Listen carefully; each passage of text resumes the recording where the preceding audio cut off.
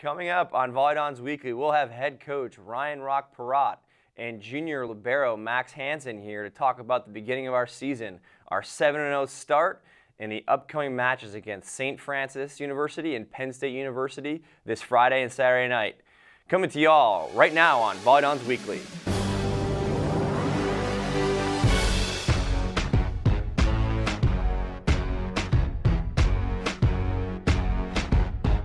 Welcome to VolleyDons Weekly. I'm your host, JW Kike, for an assistant coach for the men's volleyball team. Thank you for tuning in. Our sponsors this week are Active Ankle, Elko, Under Armour, Glenbrook Dodge, and Hyatt Place. Coach Perrott, a new season is right here and it's upon us. How are you doing this fine morning? I'm doing quite well. You're doing quite well. I know you're doing quite well after a 7-0 start, huh? Actually, I'm doing quite well because I had a great workout this morning. Oh, is that what it was? It has nothing to do with our 7-0 start. The hour and a half workout you get in the morning. Got a jump rope while the guys are talking to you. It's a lot of fun stuff going on this morning. Run 2 miles every morning, and then you get a hard college university workout experience like I do. It's a college university workout. Well, they interchange it in this country. College university, you don't know what it's called. Canada colleges are 2 years and 4 years for university. Oh, Canada. Oh, Canada. Oh, Canada. But yes, I am happy that we're 7-0. 7-0 start. The first time since 2007 that the VolleyDons are 7-0. I wonder what happened that year. I think we made it to the final match of the year. I think we made it to the finals. We did? The NCAA finals, right? Yeah, you were a part of that team. That was a magical year. A chair down, but you were a part of the team. What's so interesting is I remember telling the guys in December, I think, this current team, in December, that something special was brewing. I didn't think we'd be 7-0 though after the first month. But there are some similarities to the 2007 team and this team. Yes, we're both undefeated at this point, juncture, which helps. But it's a great group of guys, and they've really bought into what we have preached over the last 2-3 years to get the program to where it should be and ought to be. And our guys are working really, really hard day in and day out to be competitive, and now the wins are starting to flow.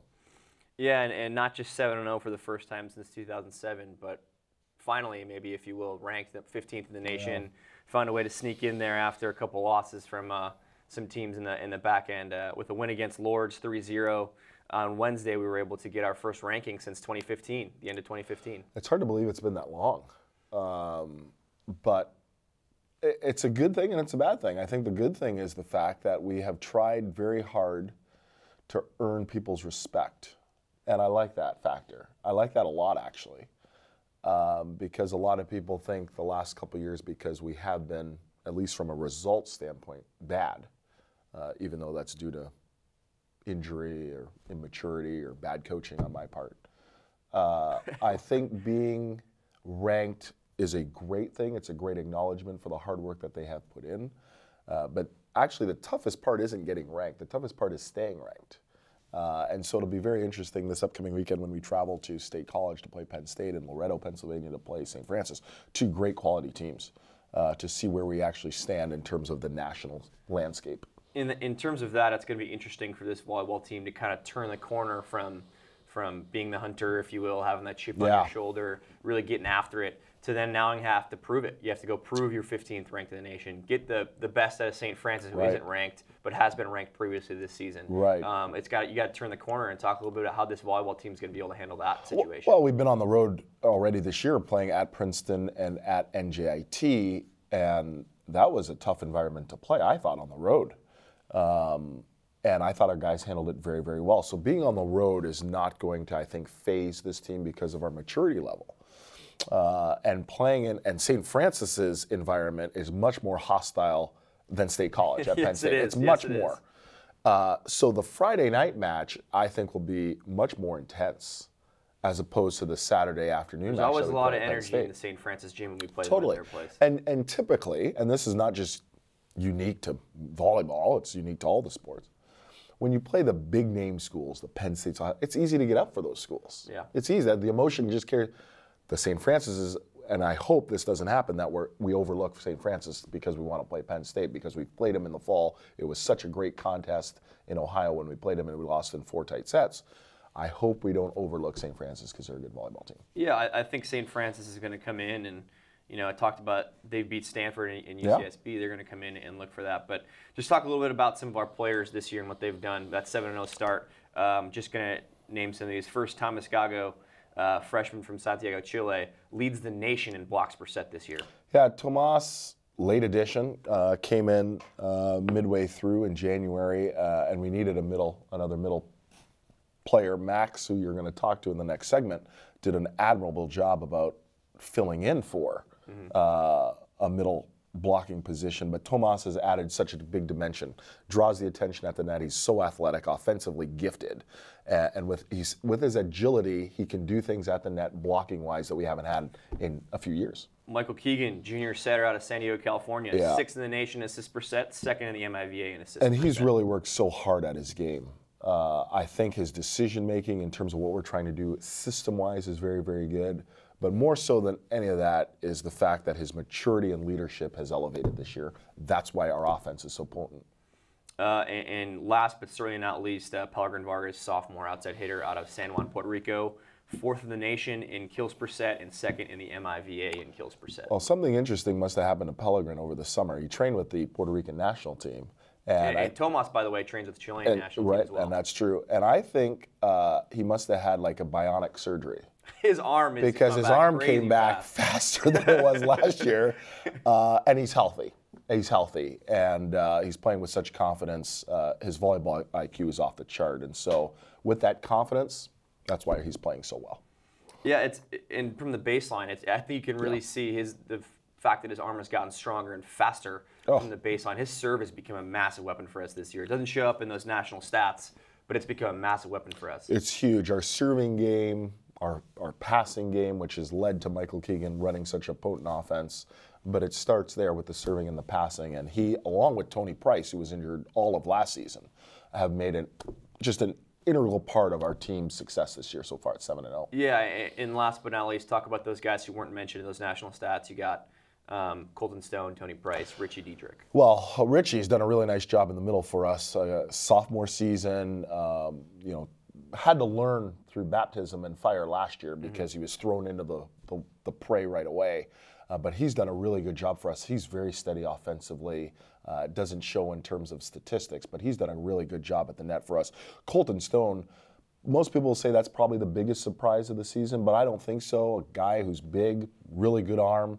He's improved his serve, and he's limited his offensive errors, which has made him, I think he's about 3.79 kills per set, which is tops on our team. So he's playing very, very well. And the other interesting person on our roster is Colby Knorr. Yeah, I was just going to mention him, the libero that I was, but talk a little about Colby. He's the gel. He's a transfer out of Quincy University, came here last year, the fall.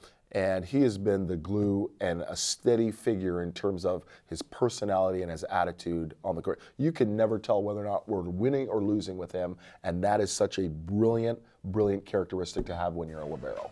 Well, thanks, Coach, for kind of updating everybody with the season so far. And next we're going to welcome junior Max Hansen out of right here from Fort Wayne, Indiana. Come on back.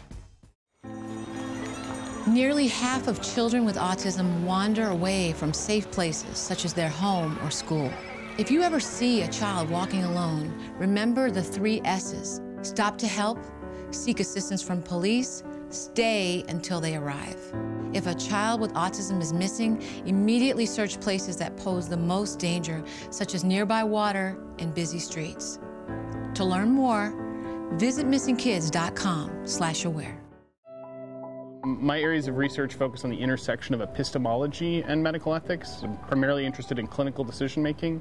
One way to characterize my work is that I'm curious how decisions go wrong in medicine, both for the physician and for the patient, and even for the policymaker. Then I also do some work in research ethics. How does one respect a patient or research subject while still trying to find robust conclusions that can guide future medical practice?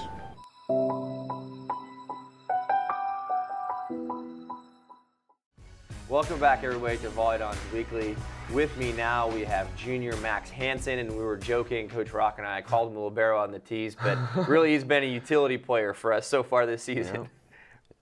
Yes, I mean, I've played it all, I could say. I mean, I've liberoed a little bit. I came in and played middle, surprisingly. I didn't and did a really good job at it. Yeah, I didn't expect that at all, honestly. Coach brought me into his office, said, "You might think I'm crazy. And he said I was playing middle, and I was really excited to hear that because, I mean, I always enjoy playing and everything like that, obviously. Yeah, and you started off as a setter for us when you came in, right? I did, yeah. So I've set, and then I came to libero, now middle a little bit. So yeah, and talking to your club coach, Max is from here in Fort Wayne, went to Carroll High School. His club coach was LJ Gebert from IPFW, one of our first All-Americans. Talk a little bit about kind of his experience with you, and then also kind of what positions you played in club, because I know you pretty much played it all in club with LJ. Yeah, LJ, he kind of started the program here in Fort Wayne for us, Team Pineapple for us boys. I mean, he basically started everything for me and got me going. Him and his son, Evan, kind of got it going. We hit it off right. I mean, our team was good, but I started out with setting a little bit, and then I kind of played like a middle for a game or two just to try it out, and then eventually I kind of played right side a little bit as well. It wasn't there for me, so I ended up just setting primarily in club. So at this point, one of the positions you have played like for a solid period of time is just the left. Have you played the left a lot in club or not? No, actually, I never played left at all. So just primarily right side. So the left is the one position that we have yet to get you in. Yes. So I'll make sure to tell Coach Rock who's sitting over there, left side. You got to figure that out. We're getting him in to start the left pin by the time the season's over. Yeah. I mean, wherever he wants me, I'll do whatever it takes to get on the court. So. Talk a little bit about the role that you normally have for this team. I know sometimes it's not the role that we all want, but kind of coming off the bench, serving late. I know we're coming up to McKendree here pretty soon. A really cool match for you a couple of years ago. Yes. Talk a little about that serving sub role and kind of how we use you typically in matches. So usually later in the set, I'll come in and play for the middle, or I'll serve for the middle. So my job is primarily just to go in, put in the best serve possible, kind of get the other team's offense struggling a little bit, and then play the best defense I can for our team. Yeah, and what's interesting, I talked about that McKendree match was 2016 at this point, I think, right? 2016. I believe so, yeah. We were down, what, 24-19? Even more, I think it was 24-18. 24-18? Yeah. Max gets subbed in for one of our middles. And they had a match point at 24-19, 24-18. Max gets subs in and rattles off all the way to 25. I think we ended your rally with 25-14 by the time you ended up getting off the service line, right? Yeah. Yeah. So Max served 8 points in a row to get us back in that match. We ended up winning that set after that huge service run. Unfortunately, we lost in the fifth set after that. But that's the kind of impact a serving sub can make. And talk about kind of being able to handle the pressure late at the end of the sets. What do you do personally when you go back to serve? Is there anything you kind of do to calm you down, calm the nerves down? Yeah, usually when I first go in, I kind of like take a moment when I get back to that line, bounce the ball a couple times, get mentally prepared to serve. I mean, the crowd's cheering. I mean, if for a away game, they're yelling at me, trying to get me off or to serve out or in the net, obviously. But I just take a few seconds, go back there, think about where I need to serve the ball and what I need to do to get an ace. Get an ace. Get an ace, yeah. Try to Looking serve an ace, for the or ace. get them off, yeah. Hopefully out of system. That's the goal at the end of the day, right? Yes. That's the goal at the end of the day. But talk a little about the adjustment you had to make. I know primarily you started as a setter here, and then I guess talk about your journey just from this program, starting as a setter with Coach Ball here his last year, correct? Or did you start? I started the year after. So you started with Rock his first year, but started as a setter with us, and then transitioned to the libero role last year. And then all of a sudden, kind of now being a third middle, but also playing a lot of backcourt stuff for us too in practice. What's that journey been like? How have you taken it mentally? How have you kind of taken to all those different roles? Yeah, I mean, I try my best when I go into practice. I do my best. One factor for me is classes. They're always in the way for me. So being able to be in the gym with everyone and get as many reps as possible is kind of limited on during our practice time because of class. And it's kind of taken a toll because I haven't been able to do what I needed to fulfill a role, I should say. But I mean, going in there, doing my best when I can kind of helps. So when I was setting freshman year, I mean, it was competition. We had 4 setters, I would say, and then just being a freshman kind of didn't help me out there in my perspective. Yeah, you had a lot to learn, and we had yes. Obviously, that was Michael's freshman year too, so a talented kid out of San Diego that was kind of maybe in front of you that you had to try to beat out. Yeah, exactly that, and then kind of moved to serving sub at that point, and then after that, we kind of played a little bit of defense, and I ended up doing better than what I thought as well. So I then kind of transitioned to libero there, and then just practiced that as much as possible. And then this year just kind of went to middle. It just happened, I guess, out of nowhere. You know what's interesting with Max, I think, is he's the kind of player that you wish you had, 14 out of a kind of guy who's going to go out and kind of do whatever he needs to do to win, to help your team win, help your team compete. When we moved him from this, I've always seen Max more as a setter. We moved him from the setter role to the libero role. I was like, this would be interesting to see how it gets done. And the first pass he had, I remember, I don't think he'd even practiced libero yet. Brock put you in there in the fall at Lewis at a tournament. And I was like, well, he hasn't practiced it yet. We'll see how it goes. And your platform is really, really good. I remember thinking to myself, wow, he's got a great platform. And I didn't know that because of the setting role, you're doing all those setting reps. So no idea about the platform. And I was like, wow, he's doing a great job with the platform, moving around, getting a lot of reps there. He looked really good by the end of the year. And then now getting thrown into the middle role, trying to help us out in a different way. Same thing happened. Rock goes, I think we're going to try out Max in the middle to help us out. And I said, okay, we'll see how it looks. And all of a sudden, Max does fantastic there. And it was one of those things where he's always surprising me. And I think that's something that good athletes are able to do, but also just good people and good volleyball players who are looking out for the team. You talked a little bit earlier on about your dental hygiene stuff in your classes. Max is a junior in the dental hygiene program here. Talk a little bit about that and kind of your experiences and why dental hygiene. To start off, just dental hygiene. I don't know what it is about dental hygiene. Something about teeth, I should say. I just go to the dentist and I really enjoyed it. And for me, it's just something I thought about doing. So then I started the hygiene program and I'm loving it. The only thing that's hard is I have clinics here at IPFW and those are 4 hours long. My schedule is usually set in stone. I don't get to pick when my classes are. So all last year I had a class from 8 in the morning and then I went to 5 at night with an hour break here and there. So it's tough, but I mean it's something that I really enjoy doing and can see a career out of it in the future for sure. What's your GPA right now, Max? Pretty high. I know that's above 3, right? Yeah, I think my cumulative GPA is about 3.5, 3.6 right now. And for all of you out there listening, that's not a normal 3.5. In the dental hygiene program, they grade a lot more difficult than every other program here on campus. My 3.5 would mean that's like a nice B+, A- average. Max is 3.5. To get an A-, I feel like it was at a 92, 93. 94 is the lowest A that you can get, for other people on campus, a 90 is a low end of an A. For Max, it's a 94. So a 3.5 for Max is something that's more close to a 3.8, 3.9 in any other program here at IPFW. So a pretty impressive student at that. You talk about what you want to do with that dental hygiene degree in the future. Do you want to go to dental school? Do you want to just move on and get a job? Yeah, so what I want to do ultimately is become a dentist. Cool. Yeah, the only problem with the hygiene program, it doesn't follow exactly the prerequisites to get into dental school. So I might have to take another year after my 4 years here to get the prereqs and then become a dentist or apply to dental school. So that's my hopes and dreams, I should say, is to become a dentist. Going on to dental school, making a lot of money, and donating some back to the Fort Wayne men's volleyball team, right, Max? Absolutely. well, thank you, Max, for stopping on by and chatting with us. We appreciate your time.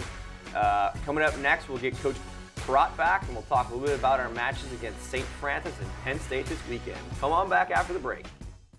I am an entomologist, which means I study insects, specifically insects that transmit diseases and pathogens that cause diseases in plants. I mean, it's incredible the amount of great research that's going on here where students can get involved. So many undergraduate research support and travel opportunities that are here. I feel like, they can really reach for the stars right here in IPFW. For more than 100 years, American Humane Association has been teaching kids to be kind to animals.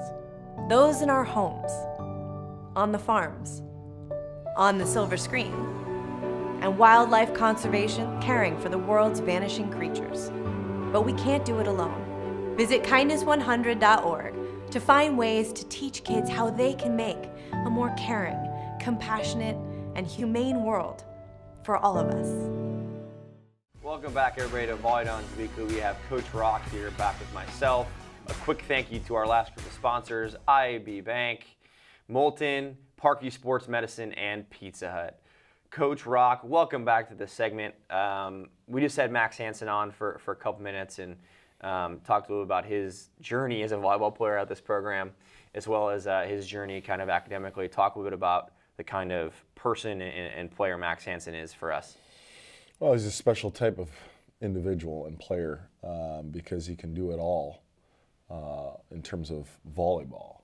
But what really stands out to me, at least, with Max is the fact that he is the ultimate team guy.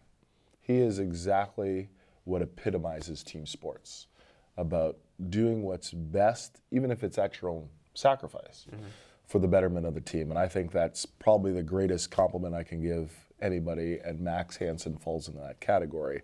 And what's so interesting, listening to you two talk, which I knew he wanted to go into dentistry, but I did not know about the grading thing. Yeah, you didn't know about the grading thing. I did not know how difficult Max and I it talked is. about that a while back. And that's really special and impressive for him. Super impressive. And he falls into a category with our entire men's volleyball team, because I'm going to say this publicly now, is that our team had a 3.27 GPA in the fall. I believe that's right. A 3.27 GPA in the fall, and we've got Max, who's a dentist, and guys who are studying engineering and business and so forth. And so I'm really tickled to death by how amazing we are doing academically. 9 straight semesters of a 3.0 or higher team grade point average is very, very special, and I'm very honored that I have a group of guys that take academics very seriously. Along with that, talk a little bit about Max Hansen being from Fort Wayne and Tony Price being from Fort Wayne. What kind of that means for our program and for Northeast Indiana and Indiana boys volleyball? Well, it's really rare to get an individual from Fort Wayne. I think there's only been, no, there have been several, because at the beginning of the program. Yeah, lately there hasn't been as many. The last one I can think of is Nate Berg, or Nathaniel Berg. Yeah, Nate Berg, Tony Price, Max, for sure. Yeah. But it's very, very rare, only given the landscape of volleyball in this town. Not a lot of boys volleyball here in Fort Wayne right now. There's not a lot. You know, you're competing with football and basketball, which are kings here.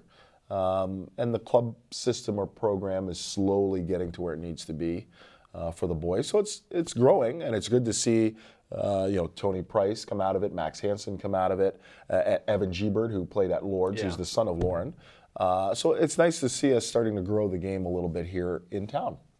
Yeah, and like you said, you mentioned LJ Gebert's son plays at Lourdes, who we just beat 3-0 last weekend. So some good talent come out of the region recently, and it's exciting, kind of exciting time for Fort Wayne men's volleyball, and in not just our program, but Fort Wayne men's volleyball in terms of the Northeast Indiana region. Hopefully we can continue to grow it a little bit. Coach Rock, Friday. St. Francis, 7 p.m. in Loretto, Pennsylvania. A team that's been ranked as high as number 14 in the nation. A team that has some pretty good returning talent in the pins. Talk a little about them. They're a very good volleyball team. They run a real fast tempo offense to the pins, just like we do. Their coach, who I've known for many, many years, I had my second stint when I was with USA Volleyball with him. Yeah, and Rummy was my head coach this year at USA Volleyball as well. Really, really good coach, and he's done, I think, a really great job with that program, where he's taken it the last couple of years up until now. But they're talented on the pins. They're not as big as I thought they were going to be. No, they're undersized this year. And it's weird because we're undersized and we're bigger than them. Yeah, and hence the reason why they run this fast tempo offense to the pins.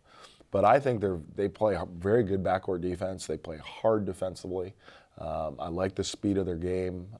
And being there, they use the crowd to their advantage, because that environment is an unbelievable environment to play in Loretto, Pennsylvania. I feel like every weekend we go out someplace, they have a weekend there like specifically made for us. We go out to Quincy, and it's their alumni weekend, and they go crazy. St. Francis, I feel like every year we go out there, they have, what do they call them, the Rummy Rowdies, who get in our face and have some fun. So it's always a lot of fun when you go on the road and try to quiet the crowd, if you will. When you win or have success, people want to knock you off, because the target gets bigger for you every single time. So it doesn't matter if it's St. Francis, Penn State, Lourdes, everybody's trying to knock you off. And I think there's so much parity now in volleyball that these contests across the board, across the country, are really, really good. And then we go out to State College, Pennsylvania on Saturday at, it's 4 p.m., I believe. That is correct. 4 p.m.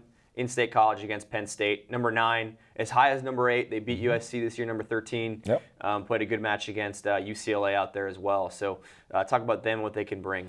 They're huge. They always are huge. They're huge. You can't play at Penn State unless you're 6'6", I feel like. Penn State, and we had an opportunity to play them in the fall in a scrimmage where we lost in 4 tight sets. We won the first set and then lost 2 deuce sets. Big, dominating service team, I think, and experienced in terms of handling the moment, handling pressure, because they've been in so many big matches over the years. Yeah, I think that's part of Coach Pavlik's schedule, is they always have so many ranked teams on there. And they have that luxury being Penn State, but I think you got to be able to handle it, and I think they do a very good job of it. They're going to play Ball State the night before, which I think will be a very interesting matchup for them before we get to them on the Saturday afternoon. But we can compete with that team if we can serve and pass the ball and play good defense. It's about that match is going to be about transition and how good our transition game is. If our transition game is good, we have a chance to win. If our transition game is not good, we're not going to beat Penn State. Yeah, I think with their size at the net, it's going to be a really big challenge for us to make sure that we don't swing low seam into the blockers' hands. I think we have to do a better job than we have done in the past of making sure we swing at the outside hands of the blockers and move the ball around the blockers, because that's kind of an MO for Penn State. Their blocking ability has always been very, very good. But our blocking ability and our discipline, our systematic discipline assignments have got to be there. If they're not, if we're just jumping around at the net or we blow assignments because we think this as opposed to reading the game, we'll get massacred. Penn State is a bigger volleyball team than us, and that means that our system has to beat them. St. Francis, we're a little bigger than. Our volleyball team is very much predicated on system volleyball. We don't maybe not have the fantastic athletes that Penn State has, but when we play in system and do the things that we want to do and dictate play, I mean, that's how we've been able to only lose 1 set in a month, is by the way we dictated play offensively and then all of a sudden turned up our defensive energy and effort and execution. But it starts with our system play offensively and then ends with our system play on the defensive side with putting up good blocks in the pins. I don't disagree with any of that, except this weekend, the service game of our opponents are going to be elevated. So it's actually going to pressurize our serve-receive game to see whether or not we can stay in system. Because which has been very, very good this year. It's been good so far, but the quality of serving, I feel, is not to the level of St. Francis and Penn State, which we're going to see this weekend. Well, hopefully the Mastodons can handle the pressure from a very good St. Francis team and the number 9 ranked Penn State volleyball team. Well, for Coach Rock, myself, and Max Hansen, thank you for tuning in. We'll see you next week here on VolleyDons Weekly.